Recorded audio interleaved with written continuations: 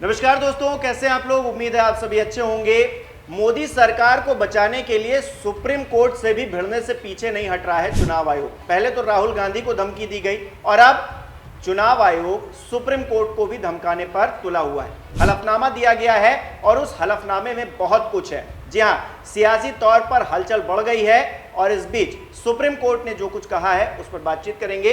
प्रियंका मेरे साथ मौजूद है। तो प्रियंका, विनाश काले विपरीत बुद्धि, एक तरफ तो राहुल गांधी को धमकाया गया, पहले 7 दिन का अल्टीमेटम दिया गया और अब चुनाव आयोग सुप्रीम कोर्ट में जाकर हलफनामा दे रहा है, उसमें भी धमकी भरे लहजे में। क्या कहेंगे? काफी कुछ चल रहा है हिमांशु, और देखा जाए तो विनाश काले विपरीत बुद्धि वही कुछ होता हुआ नजर भी आ रहा है। जैसा कि आप जानते हैं कि मोदी सरकार चौतरफा फंस गई है। एक तरफ बिहार चुनावों को लेकर फंस गई है, दूसरा बिहार के एसआईआर को लेकर। लगातार चुनाव आयोग एक तो सुप्रीम कोर्ट के आदेश को मानने के लिए तैयार नहीं है, पहली बात, और दूसरा अब चुनाव आयोग की गलती सुप्रीम कोर्ट में पकड़ ली गई है, तो चुनाव आयोग ने सुप्रीम कोर्ट में एक हलफनामा दाखिल किया है और इस हलफनामे ने तहलका मचा दिया है, क्योंकि चुनाव आयोग ने कह दिया है कि सुप्रीम कोर्ट को हक नहीं है कि वो हमारे मामलों में दखल दे, हमें विशेषाधिकार है एसआईआर करने का।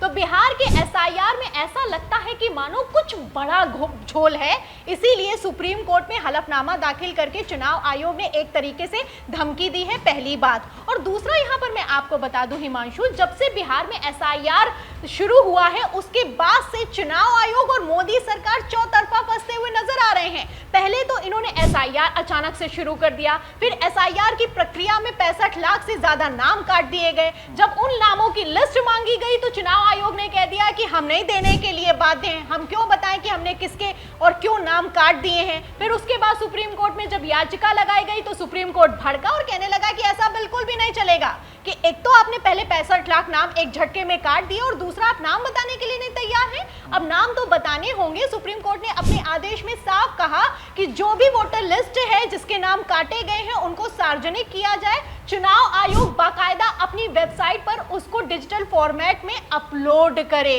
फिर उसके बाद चुनाव आयोग फंसा तो चुनाव आयोग ने उस लिस्ट को जारी कर दिया। फिलहाल अब एक बार फिर से चुनाव आयोग की हालत खराब हो गई है। आपको बता दें, सुप्रीम कोर्ट ने, जैसा कि आप जानते हैं, कि आधार कार्ड को लेकर फैसला सुनाया। सुप्रीम कोर्ट ने कह दिया कि जो 12 दस्तावेज हैं जिसके जरिए आप नागरिकता चेक कर रहे हैं उसमें आधार कार्ड को भी शामिल करिए। अब ये सुप्रीम कोर्ट का आदेश है, सुप्रीम कोर्ट का आदेश सुप्रीम है। अब उस सुप्रीम आदेश को भी चुनाव आयोग मानने के लिए तैयार नहीं है। आखिर किस हक से चुनाव आयोग अब सुनने के लिए तैयार नहीं है? कई तरह के सवाल खड़े होते हैं। मतलब मोदी काल में वो हो गया जो कि भारत के इतिहास में कभी नहीं हुआ। चुनाव आयोग की चूक करने की हिम्मत नहीं होनी चाहिए। सुप्रीम कोर्ट का आदेश है, आपको मानना चाहिए, लेकिन फिर भी सुप्रीम कोर्ट का आदेश ना मानकर ऐसा लगता है कि मुख्य चुनाव आयुक्त ज्ञानेश कुमार गृह मंत्री अमित शाह का आदेश मांग रहे हैं। आपको बता दें, सुप्रीम कोर्ट के आदेश के बावजूद चुनाव आयोग आधार कार्ड को वैलिड प्रूफ के तौर पर मानने के लिए तैयार नहीं है।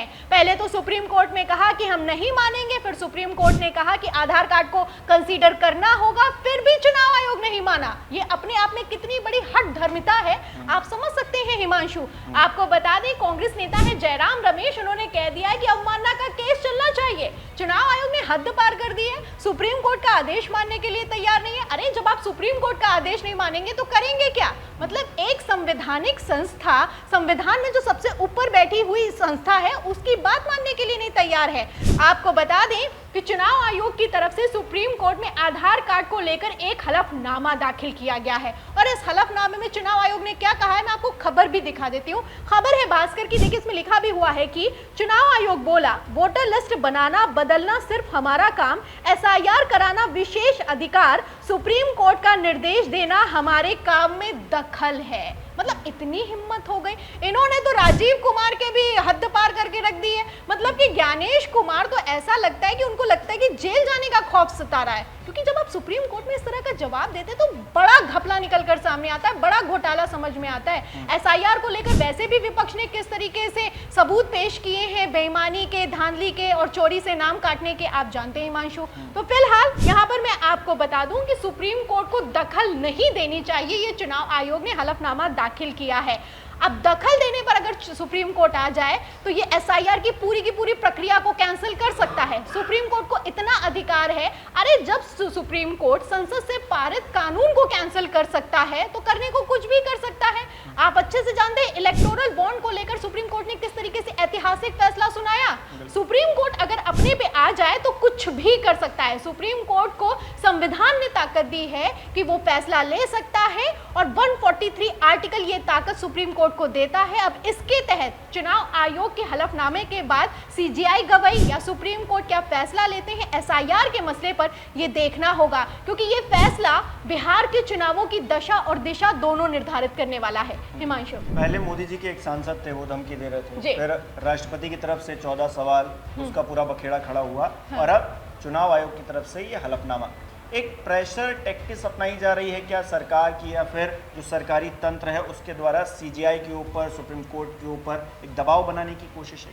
जब से सीजीआई गवाही ने शपथ ली ऐसा लगता है कि पूरा का पूरा खेल फंस गया है, क्योंकि पहले तो सीजीआई गवाही ने जब शपथ ली तो उन्होंने कह दिया कि हम कोई पद नहीं लेंगे रिटायरमेंट के बाद। ये सीधा मोदी सरकार को संकेत था। सीजीआई गवाही ने कह दिया कि संविधान सबसे ऊपर है, संविधान के हिसाब से चलेंगे। और आपको बता दें कि सीजीआई गवाही की ही अदालत में सुप्रीम कोर्ट में फैसला लिया गया कि राष्ट्रपति और राज्यपाल बिलों को लटकाकर नहीं बैठ सकते हैं। इस तरह के ऐतिहासिक फैसले निकलकर सामने आए। किस तरीके से विपक्षी सरकारों को परेशान किया जाता है राज्यपाल के माध्यम से। आप जानते हैं विधानसभा से तमिलनाडु में 2-2 बार बिल पारित होके साइन होने के लिए पहुंचता है, फिर भी राष्ट्रपति साइन करने के लिए नहीं तैयार है, राज्यपाल साइन करने के लिए नहीं तैयार है। इस पर फैसला सुनाया सुप्रीम कोर्ट ने, ऐतिहासिक फैसला सुनाया, लेकिन इस ऐतिहासिक फैसले को भी मोदी सरकार मानने के लिए तैयार नहीं है। पहले तो राष्ट्रपति निकलकर सामने आई, जैसा कि आपने कहा 14 सवाल दागे गए। अब इन 14 सवालों को लेकर सुप्रीम कोर्ट में सुनवाई चल रही है। सुप्रीम कोर्ट ने साफ साफ कह दिया है कि ऐसा कैसे चल सकता है, 4 साल एक राज्यपाल एक बिल को लटकाकर बैठा हुआ है, इसको कैसे झुठला सकते हैं। इस पर भी मैं आपको बता दूं कि जो सॉलिसिटर जनरल हैं, जो मोदी सरकार के वकील हैं, वो सुप्रीम कोर्ट से भिड़ गए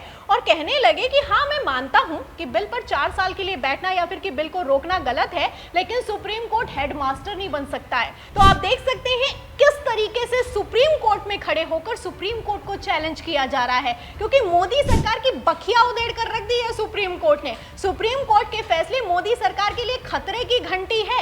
और दूसरा, सुप्रीम कोर्ट में ये जो हलफनामा चुनाव आयोग की तरफ से दाखिल किया गया है, इसको लेकर सीजीआई गवाही क्या एक्शन लेते हैं, कैसे एक्सेप्ट करते हैं, और एक्सेप्ट नहीं करते हैं तो क्या अवमानना का केस होता है चुनाव आयोग पर, ये देखना होगा। क्योंकि प्रेसिडेंशियल रेफरेंस की सुनवाई के दौरान सीजीआई गवाही की तरफ से तल्ख टिप्पणी की गई है। उन्होंने साफ कह दिया है कि कोई अगर अपना काम नहीं करेगा तो हम चुपचाप नहीं बैठ सकते हैं। इतना ही नहीं, सुप्रीम कोर्ट बोला है कि नेपाल के हालात भारत के लिए खतरे की घंटी हैं। अपने आप में जो नेपाल के अंदर हुआ वो खतरे की घंटी है या फिर नहीं है, ये तो आने वाले वक्त में पता चलेगा। लेकिन राजनीतिक तौर पर माहौल सज चुका है, बन चुका है, और इस राजनीतिक माहौल के बीच में चुनाव आयोग जिस तरह से पहले राहुल गांधी को धमकी दे रहा था, अब हलफनामा सुप्रीम कोर्ट में दायर किया गया है। अब इसको लेकर सीजीआई गवाही क्या एक्शन लेते हैं, क्या सुनवाई में निकल कर सामने आता है, देखना बाकी रहेगा। उसकी अपडेट हम आपको 4 PM पर उपलब्ध कराते रहेंगे। इस वीडियो को आप जो है शेयर कीजिए, लाइक कीजिए और कमेंट करना बिल्कुल मत भूलिएगा। बहुत बहुत धन्यवाद।